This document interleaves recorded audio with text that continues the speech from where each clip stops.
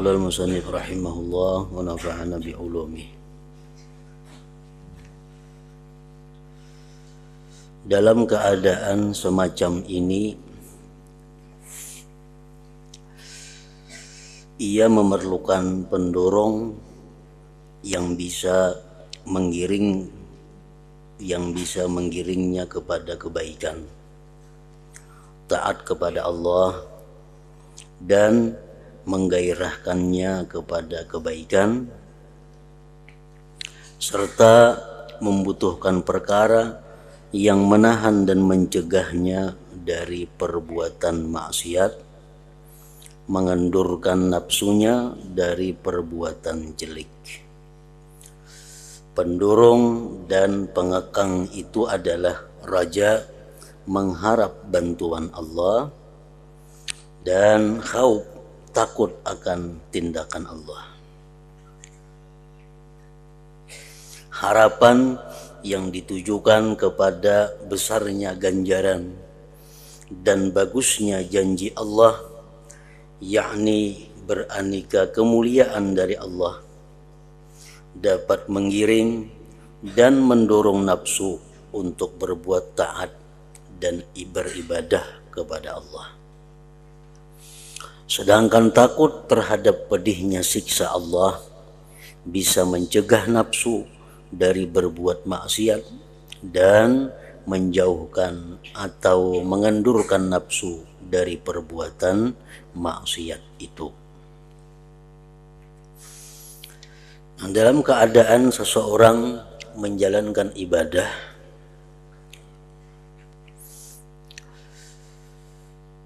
kadang-kadang nafsu kita timbul kendur, timbul malas, timbul berat. Nah, untuk menggairahkan nafsu kita yang sudah mulai kendur beribadah itu agar bergairah kembali, maka kita di situ diperintahkan untuk bersifat dengan raja, mengharapkan rahmat Allah, mengingat ganjaran-ganjaran yang diberikan Allah ketika kita malas melakukan ibadah itu. Kita ambil contohnya sembahyang sunat subuh misalnya. Nah, kadang-kadang nafsu kita malas sembahyang sunat fajar atau sunat subuh. Nah, di situ kita disuruh mengingat betapa besarnya ganjaran Allah kepada orang-orang yang melakukan salat sunat 2 rakaat sunat subuh itu. Antara lain apa yang disampaikan oleh Rasulullah Shallallahu Alaihi Wasallam, bahwa sembahyang 2 rakaat subuh itu nilainya di sisi Allah lebih berharga daripada dunia dan isinya. Jadi begitu kita malas untuk ibadah sembahyang sunat subuh, kita ingat, kalau aku sembahyang sunat subuh ini aku akan mendapat ganjaran yang lebih baik daripada dunia dan isinya. Bila aku kada sembahyang berarti aku kehilangan kesempatan itu. Artinya sembahyang sunat subuh 2 rakaat itu lebih baik daripada dunia dan isinya. Artinya adalah, andaikan kata kita mempunyai harta sepenuh dunia, kemudian harta kita itu kita sedekahkan, nah kayak bagaimana pahalanya? Kita berisi harta seduniaan nih, hibak harta kita penuh seluruh dunia dengan harta kita, kita sedekahkan, kenal benar pahalanya. Lebih besar lagi pahalanya kalau kita mampu sembahyang sunat subuh 2 rakaat. Nah, itu kita mengingat itu agar bisa mendorong nafsu kita yang mulai kendur, mulai malas untuk melakukan salat sunat subuh 2 rakaat itu.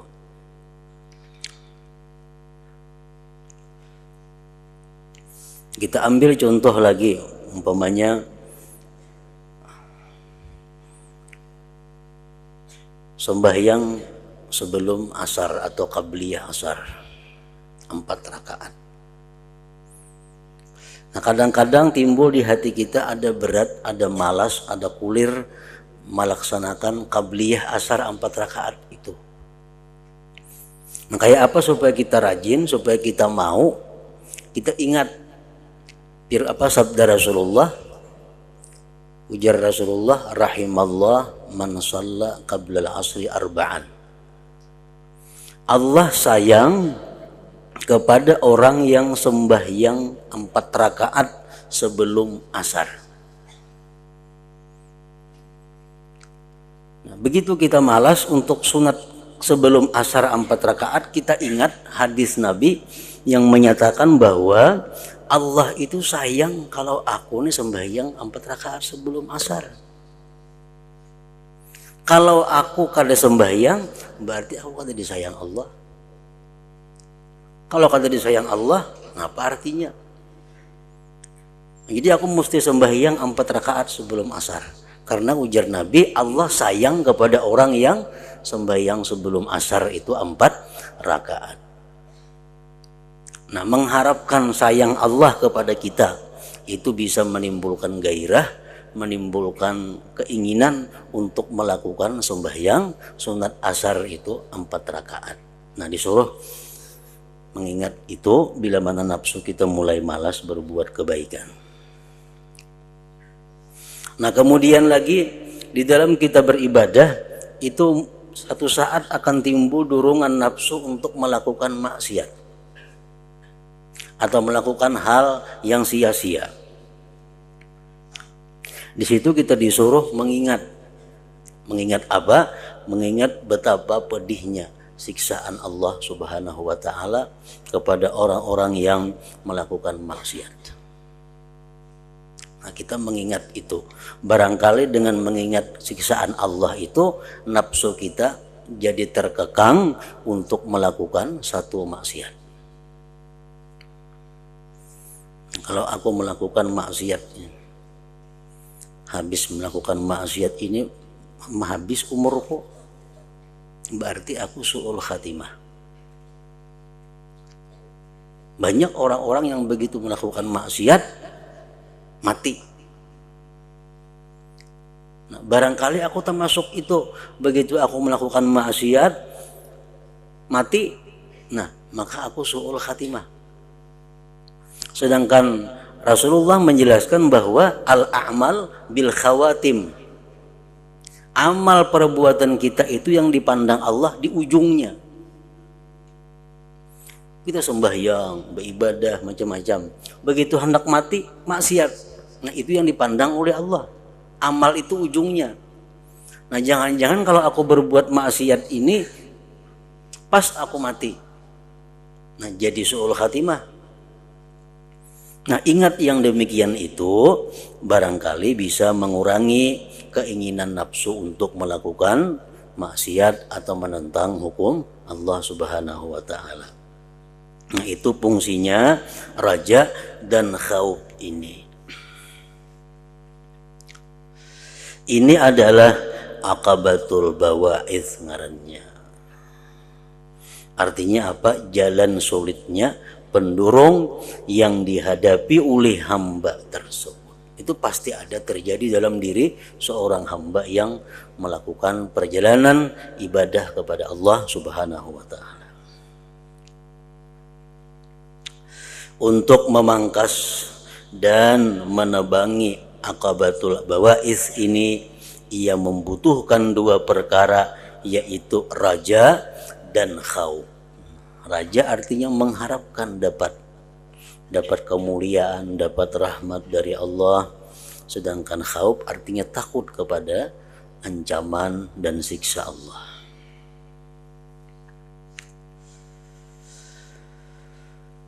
Maka hamba itu pun melangkah lagi menerubus aqabatul bawa'idz dengan pertolongan Allah Azza wa Jalla. Nafsunya mulai malas tadi sudah berbuat taat, begitu ingat anugerah Allah yang diberikan kepada orang yang taat, nafsunya mulai bergairah pulang. Asalnya kulir sembahyang sunat subuh, tapi karena ingat tadi bangkit. Asalnya malas sembahyang sunat asar 4 rakaat, karena ingat sayang Allah bangkit. Dan ia berhasil melampauinya. Maka hamba itu pun melangkah lagi menerubus aqabatul bawa'is dengan pertolongan Allah Azza wa Jal, dan ia berhasil melampauinya. Begitu selesai menebangi aqabatul bawa'is ini, ia berniat kembali beribadah. Sudah normal pulang, normal kayak asal pulang. Rajin pulang beribadah, lawan maksiat kada wani kayak dahulu pulang berbulik bagus sudah. Begitu selesai menebangi aqabatul bawa'is ini, ia berniat kembali beribadah. Tidak ada lagi yang merintangi dan tidak ada yang mengganggunya. Ia juga menemukan pendorong dan pengajak, sehingga ia bersemangat sekali dalam beribadah. Mulailah ia beribadah dengan senang, bergairah dan bergembira hingga dapat mengekalkannya ibadah itu. Nah, jadi itu gunanya Rasulullah Shallallahu Alaihi Wasallam menjelaskan kepada kita tentang ganjaran amal. Siapa melakukan ini maka dibalas Allah demikian. Siapa yang melakukan perbuatan taat ini dibalas Allah seperti ini. Siapa yang melakukan maksiat ini siksanya macam ini. Itu disampaikan oleh Nabi. Gunanya apa? Untuk menimbulkan di dalam hati kita harap dan takut itu. Harap dan takut itu sangat berguna untuk kelangsungan ibadah.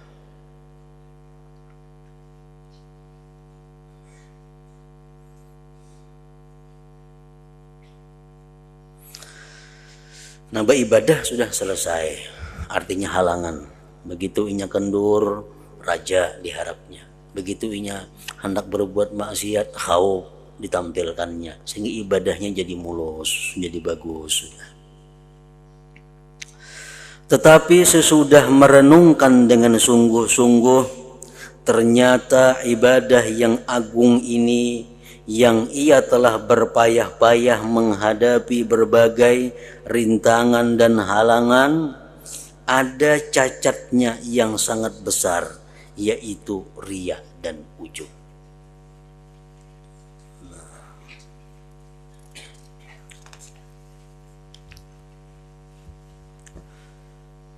Ibadah yang sudah dilaksanakannya dengan bagus,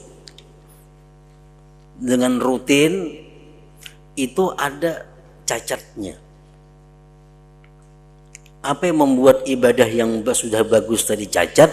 Karena kadang-kadang adanya sifat riya dan ujub. Kadang-kadang ia menampakkan ibadahnya kepada orang lain, yang mengakibatkan ibadahnya menjadi rusak.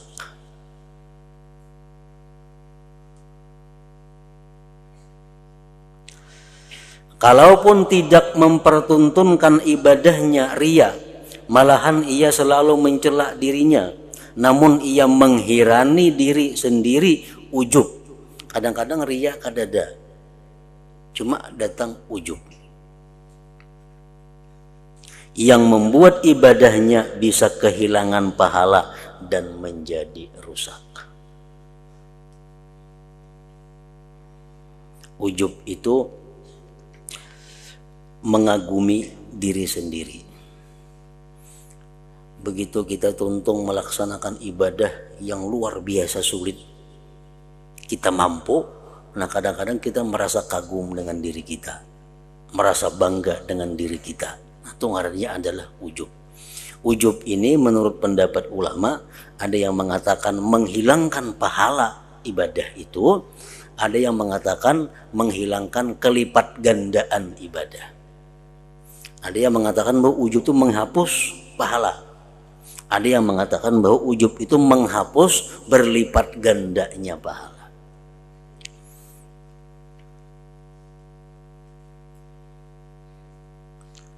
Kadang-kadang seseorang terhindar daripada riya. Misalnya di tengah malam, di rumah, seorangan, dalam kamar, siapa ada melihat. Ini kada ada riya. Cuma dalam hatinya ada perasaan mengagumi dirinya, membanggakan dirinya karena mampu melakukan ibadah nang orang lain belum tentu kawa. Nah, kekaguman terhadap diri sendiri itu disebut ngarannya ujub. Nah, orang yang sudah bagus ibadahnya tadi, sudah lancar, sudah rutin, itu bisa datang penyakit. Macam kayak penyakit hama.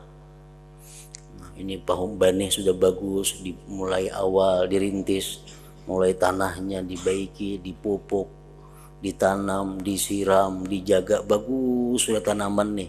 Nah, di tengah-tengah bagus tanaman itu bisa datang hama atau ular yang merusak tanaman itu. Nah, di sini lagi-lagi hamba tersebut menghadapi jalan yang sulit, yakni yang disebut aqabatul kawadih, jalan yang sulit berupa hal-hal yang membuat cacat ibadah.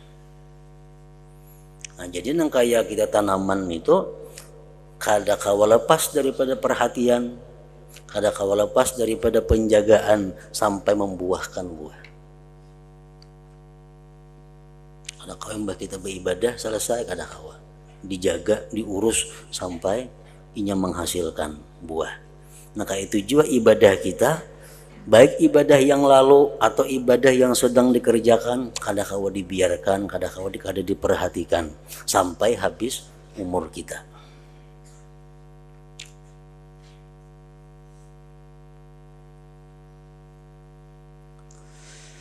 Jalan yang sulit berupa hal yang membuat cacat ibadah, yang harus ditebas atau ditebang dan dimusnahkan.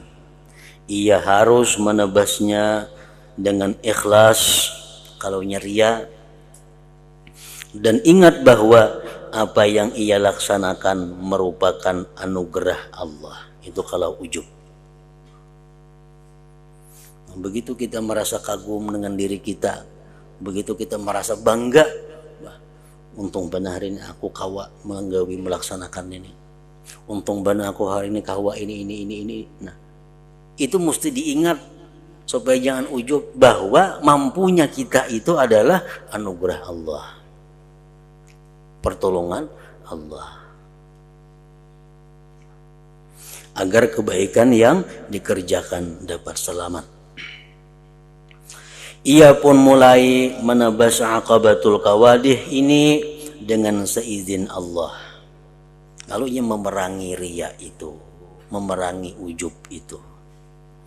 Ia menebasnya dengan bersungguh-sungguh dan berhati-hati serta waspada, mengandalkan pemeliharaan Allah yang maha kuasa dan bantuan kekuatan darinya. Nah, kayak apa supaya terhindar daripada riya? Riya itu bisa datang kepada kita waktu kita hendak beramal, belum lagi mulai beribadah sudah riya.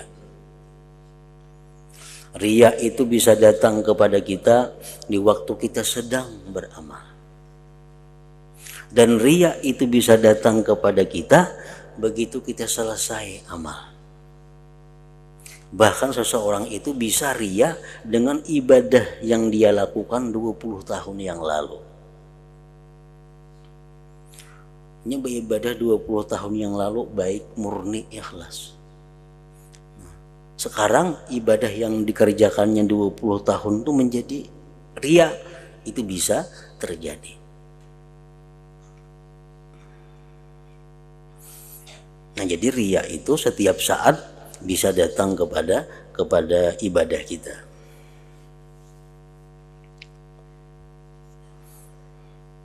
Kalau riya sebelum ibadah itu jelas sudah menghilangkan nilai ibadah.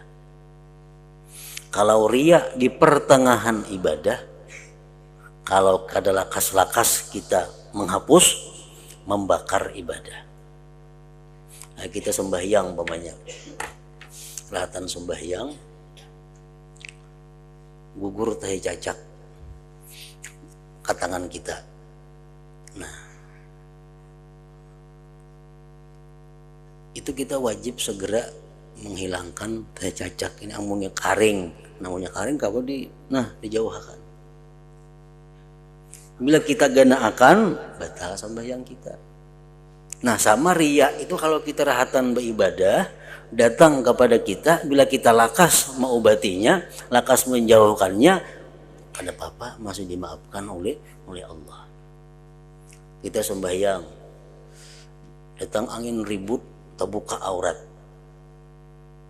lakas ditutupi, ada apa-apa, dimaafkan Tuhan. Amun dibiarkan angin ribut membuka aurat, nah membatalkan sembahyang. Maka itu juga riya di pertengahan ibadah.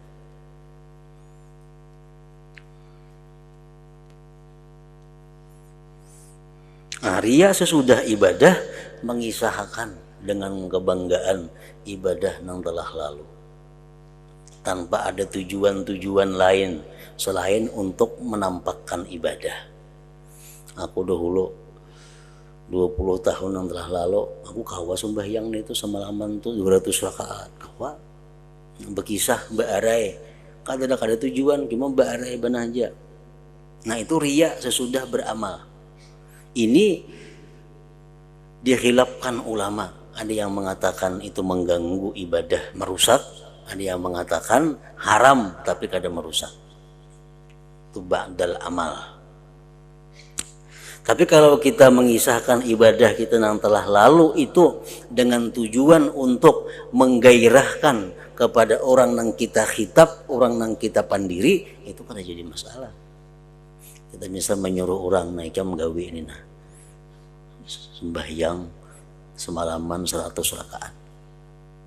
Jam gawe itu laksanakan itu bagus. Aku 20 tahun telah lalu aku gawe itu semalaman 100 rakaat. Nah, bukan kita baarai, cuma untuk menggairahkan inya bahwa kita sudah menggawinya itu. Kita sudah mempraktikkan itu. Tujuan kita bukan apa-apa, hanya untuk menggairahkan inya supaya menggawi. Nah, itu kan jadi masalah lain riya ngarannya. Manakala ia selesai menebas semua akabah, manakala dia selesai melalui jalan-jalan sulit ibadah, barulah ia bisa mengerjakan ibadah sebagaimana mestinya dan selamat dari cacat. Namun ketika ia kembali merenungkan, ia mengerti, ia mengetahui bahwa dirinya tenggelam di dalam lautan anugerah dan nikmat Allah, seperti pertolongan, penjagaan, tunjangan, pemeliharaan dan kemuliaan dari Allah. Nah, kalau sudah kita bisa menghindarkan daripada riya, kita bisa menghindari daripada ujub, ibadah kita bagus, sudah teratur. Di situ kita ingat bahwa kita telah mendapat nikmat yang luar biasa dari Allah. Kita telah mendapat pertolongan dari Allah. Kita dapat penjagaan dari Allah sehingga bisa melakukan ibadah ini. Dan ia khawatir akan menjadi lupa untuk bersyukur kepada Allah, sehingga mengakibatkan dirinya terperosok di dalam kekafiran.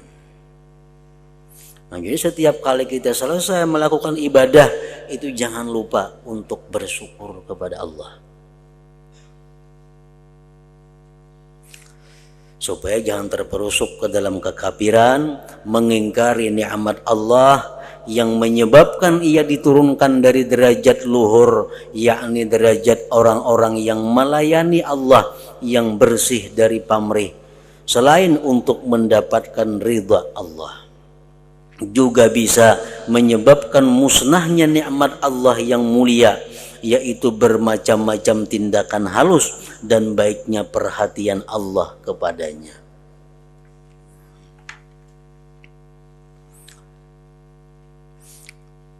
Antara lain diajarkan kita di dalam doa.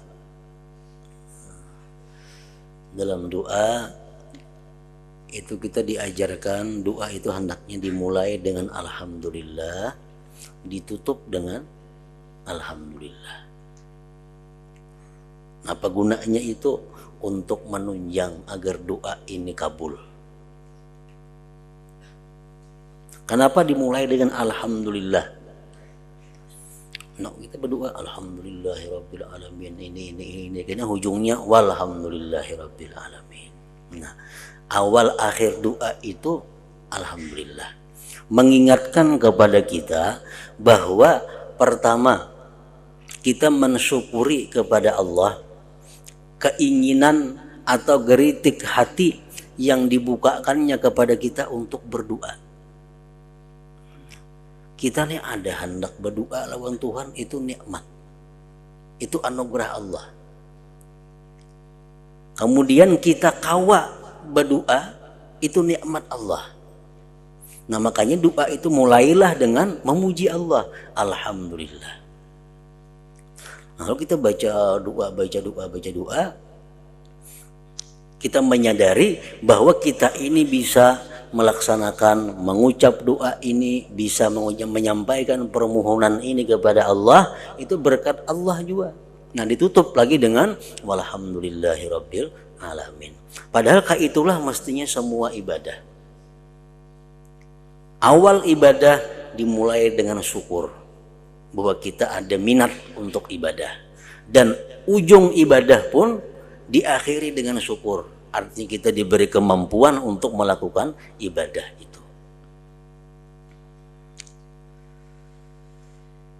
Nah jadi syukur kepada Allah sesudah ibadah itu kadang-kadang terlupakan oleh orang-orang yang beribadah.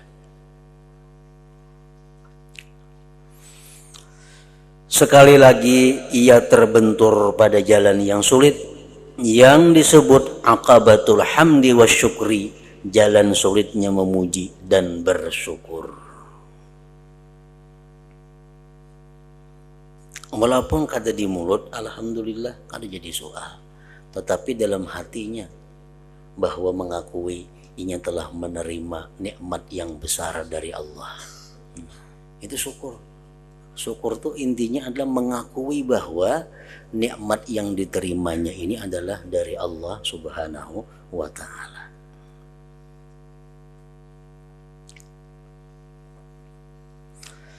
Sekali lagi ia terbentur pada jalan yang sulit, yang disebut aqabatul hamdi wa syukri, jalan sulitnya memuji dan bersyukur. Buru-buru ia bertindak menghadapi akabah ini sampai berhasil, bisa menerubusnya dengan apa yang memungkinkan, yaitu selalu memuji dan mengucap syukur sebanyak-banyaknya berkenaan dengan keagungan nikmat yang jarang diberikan kepada orang lain. Seusai membereskan aqabatul hamdi wa syukri ini dan ia turun, tiba-tiba ia menemukan apa yang menjadi maksud dan yang ia cita-citakan sudah berada di depannya. Belum lama berada pada tingkat memuji dan syukur ini, ia terjatuh pada lapangan karunia Allah dan gurun kerinduan kepadanya Allah serta pelataran cinta kepadanya. Artinya orang yang beribadah dengan benar melalui tahapan-tahapan itu dan ingin dapat mengatasi rintangan-rintangan itu sampai akhirnya dia ke rintangan yang terakhir mensyukuri ibadah. Nah kalau sudah sampai ke situ kawainya beribadah, ini akan merasakan bagaimana dekat dengan Allah, bagaimana merasakan nikmat dan manisnya ibadah. Lalu sampailah ia ke petamanan ridha Allah dan kebun rasa senang, tentram hingga sampai ke permadani rasa tenang, tingkatan dekat dengan Allah serta majlis munajah menghaturkan permohonan kepada Allah, bisa memperoleh berbagai kemuliaan dan karunia. Ia bernikmat-nikmat dalam keadaan yang menyenangkan itu, senantiasa gembira dalam sisa usianya. Tubuhnya berada di dunia, tetapi hatinya sudah berada di akhirat. Tinggal menanti panggilan Allah hari demi hari, sampai-sampai ia merasa bosan dan enggan memandang semua makhluk yang hidup di bumi Allah, serta merasa jijik apabila mata hatinya melirik kepada dunia. Ia sudah mempunyai rasa cenderung kepada maut dan hendak menyempurnakan gairah hatinya kepada golongan makhluk yang luhur, yakni golongan para malaikat. Akhirnya ia didatangi utusan Allah dengan membawa rasa nyaman dan wewangian, membawa kabar gembira dan keridhaan dari sisi Tuhan, tanpa sedikit pun tercampur kemurkaan. Selanjutnya utusan itu memindahkannya dalam keadaan senang hati, kegembiraan yang sempurna, dan ingin segera meninggalkan dunia yang fana ini menuju singgasana Allah dan tempat menetap, yakni pertamanan surga. Ia memandang dirinya yang lemah itu akan memperoleh kenikmatan abadi dan keratun yang besar sekali. Di sana ia bakal menerima tindakan Allah yang halus, balas kasih yang menyuluk, penghormatan yang menyenangkan, dan diperkenankan mendekat kepada Tuhannya. Suatu kenikmatan dan kemuliaan yang tiada taraknya. Setiap hari ia selalu meningkat hingga tak terbatas. Demikianlah keberuntungan yang teramat besar. Demikianlah kerajaan yang luhur. Alangkah bahagianya hamba itu, hamba yang beruntung dan tempat yang bagus. Aku memohon kepada Allah Ta'ala, semoga Dia berkenan memberikan anugerah dan nikmat yang agung kepadaku dan kepada Anda sekalian. Hal itu bagi Allah bukanlah masalah sulit. Semoga Allah tidak menjadikanku termasuk golongan yang hanya mendapatkan bagian sifat mendengar, mengerti, dan melamunkan dari urusan kebahagiaan abadi ini, tanpa mampu mengambil manfaat. Semoga Allah tidak menjadikan ilmu yang kita tuntut ini akan menjadi hujah yang mengalahkan diri kita kelak di hari kiamat. Semoga Allah memberikan kemudahan kepada kita semua untuk mengamalkan ilmu itu menurut apa yang diridai Allah. Allah adalah zat yang maha pengasih dan maha pemurah. Semoga Allah memberikan rahmat, ta'zim, dan kesejahteraan buat Nabi kita Muhammad sallallahu alaihi wasallam sekeluarga, juga meningkatkan keutamaan dan kemuliaan beliau. Nah, inilah urutan keterangan yang diilhamkan Allah kepadaku mengenai jalan ibadah. Kesimpulan dari keterangan di atas ialah perkara yang dihadapi seseorang yang hendak berkhidmat, melayani dan beribadah kepada Allah Ta'ala itu ada 7. Jadi ibadah yang kita lakukan ini agar bisa sampai ke hadirat Allah, bisa diterima oleh Allah apabila kita sudah melalui 7 tahapan ini. Salah satu antara 7 ini kita kada lulus, ibadah kita ditolak di sisi Allah. Pertama, aqabatul ilmi, jalan sulit ilmu. Kayak apa aja kita beribadah, mau kita kada berilmu, ditolak Allah. Amal yang tidak berdasarkan ilmu mardud, ditolak. Walaupun bujur, tapinya kada mengaji. Pas takana bujur aja ditolak Allah. Jadi amal yang kita gawi ini, ibadah yang kita laksanakan ini, mesti dasarnya kita ada ilmu. Ada ilmu. Nah, jadi tugas pertama menuntut ilmu. Ilmu nang mana? Ilmu nang sehari-hari ibadah kita lakukan. Ilmu kayak apa sembahyang, ilmu kayak apa syarat-syaratnya, rukun-rukun sembahyang, ilmu kayak apa nanggawian sehari-hari.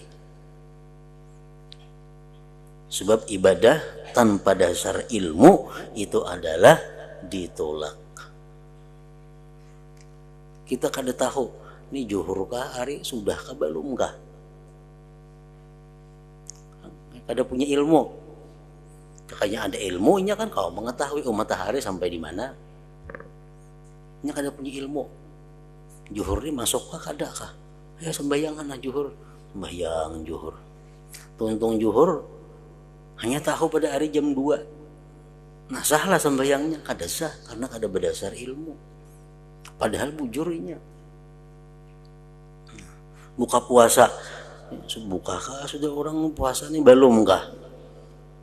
Hari pindah kadap, puput kada terdengar bunyi, buka kah orang puasa kada? Biar buka sudah pindah kadap hari na buka puasa. Kada berdasar ilmu, buka ya puasa. Sekalinya hari jam 7 sudah malam.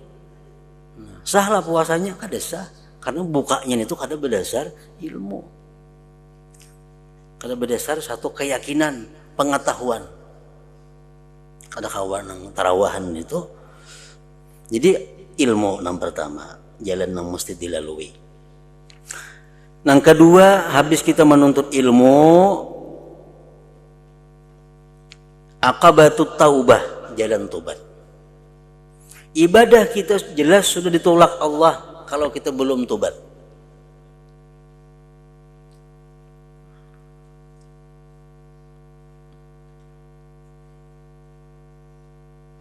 Sembahyang kah, hendak naik haji kah, hendak napa kah, bila belum tobat Allah kada ketuju. Sebab orang yang hendak melayani Allah ini harus orang-orang yang kekasih Allah. Kalau orang yang kada dikasihi Allah coba-coba hendak jadi pelayan Allah, ditolak Allah. Nah kayak apa cara supaya kita jadi kekasih Allah? Tobat. At-taib habibullah. Orang yang tobat itu kekasih Allah. Nah, at-taib habibullah. Orang yang tobat itu kekasihnya Allah. Jadi tobat dahulu. Jangan lagi berbuat dosa ini, sesalilah ini, berhentilah dari dosa. Kita-kitalah jangan mengulang lagi. Tobat dulu.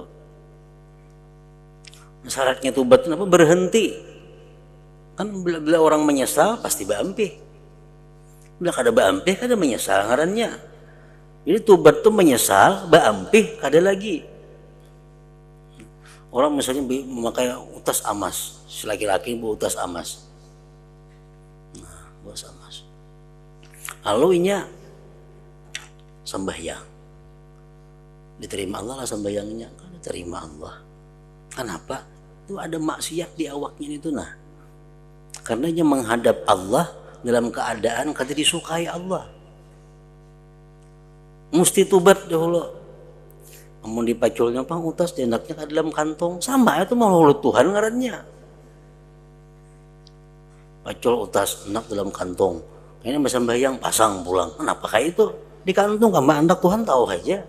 Jakanya inya pacul utasnya itu, nah aku menyesal, kada hendak lagi utas ini, simpani. Nah itu hanya tobat ngarannya. Nah itu tobat, aqabatut taubah. Nah, sudah tobat,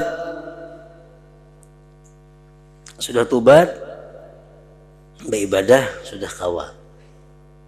Tapi ini kena ada menghadapi halangan rintangan. Aqabatul awaik. Begitu hendak beribadah ada halangannya, ada rintangannya. Hendak sembahyang berjamaah ada orang hendak bertukar, ada hendak sembahyang hendak ke pengajian ada masalah ini, ada penghalang-penghalang dunia, penghalang syaitan, nafsu yang menghalangi. Nah dibirisakan itu hanya kita kau beribadah. Nah kemudian yang keempat yang dilalui pulang akabatul awarid, jalan sulit yang mendatangi kita. Sudah bagus kita kau menghindarkan dunia, kau menghindarkan nafsu, kau mengalahkan syaitan, kita beribadah. Nah, kayaknya ada pulang datang bisikan-bisikan, amun yang beribadah melulu, kayak apa kamu kena mengungkusi anak, kayak apa kamu kena memberi makani, kayak apa kamu menyekolahkan inya. Nah, itu halangan-halangan yang datang sesudah kita melakukan ibadah. Jadi jam sadangi aja beribadah itu bagi ibadah ada, usaha ada. Nah ini sudah mengurangi nilai kita. Nah itu mesti dilalui. Kayak apa kayaknya caranya menghadapi itu? Nah, kayaknya pengarang akan menyebutkannya. Yang kelima yang kita lalui akabatul bawais. Ya tadi kadang-kadang kulir beribadah. Nah ini caranya supaya rajin. Kadang-kadang kenapa hati hendak buat maksiat. Nah ini caranya mengekangnya. Yang keenam akabatul kawadih, jalan sulit berupa yang cacat, mencacatkan. Kadang-kadang ibadah sudah rajin, sudah bagus, tapi ria pulangnya ada, ujub ada. Nah kayak apa caranya menghindarkan itu. Yang ketujuh, sudah selesai ibadah, sudah selamat semuaan, ada lagi sebutin tugas kita akabatul hamdi wasyukur, yaitu merasakan syukur kepada Allah, memuji kepada Allah. Nah jadi 7 macam jalan itulah yang hanya bisa menyampaikan ibadah kita ke hadirat Allah Subhanahu wa ta'ala. Dengan sempurnanya keterangan mengenai 7 macam akabah ini, sempurna pula lah kitab ini, kitab yang menerangkan jalan orang yang beribadah menuju surga. Selanjutnya kami akan menerangkan pelaksanaan ibadah ini secara ringkas yang memuat faidah-faidah yang dimaksud dari pelaksanaan ibadah. Masing-masing faidah akan kami jelaskan dalam babnya sendiri-sendiri insyaallah. Semoga Allah memberi taufik dan kebenaran dengan anugerahnya. Tiada daya menyingkir dari maksiat dan tidak ada kekuatan mengerjakan ibadah kecuali dengan pertolongan Allah. Nah, yang pertama, akabah pertama akabatul ilmi. Kalau kita hendak beribadah, kita mesti ada ilmu. Ilmu apa?